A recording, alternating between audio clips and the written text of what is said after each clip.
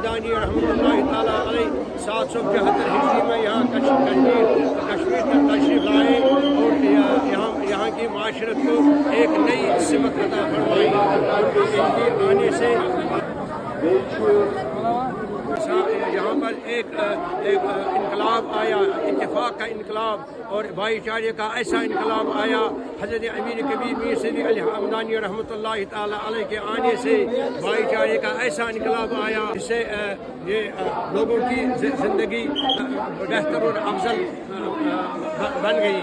हज़रत अमीर कबीर मीर सैयद अली हमदानी रहमतुल्लाहि ताला अलैह सिर्फ सूफ़ी और सूफ़ी तालीमात और ये रूहानी तालीमात ही नहीं फैलाई यहाँ कश्मीर में, बल्कि उन्होंने मुख्तलिफ हुनर और फ़नून मुतारिफ करवाए जिससे रोज़गार मिल गए, लोगों को रोज़गार मिल गए, बेकारी ख़त्म हो गई, बेरोज़गारी ख़त्म हो गई और लोगों को सहल आसान तरीके से रोज़गार मिल गया।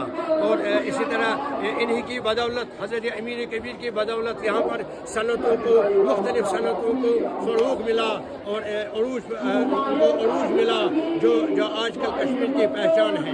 हज़रत अमीर कबीर मीर सैयद अली हमदानी रहमतुल्लाहि ताला अलैह ने यहाँ पर लोगों को मेहनत और खुददारी और हलाल रोज़ी कमाने का दर्ज दिया।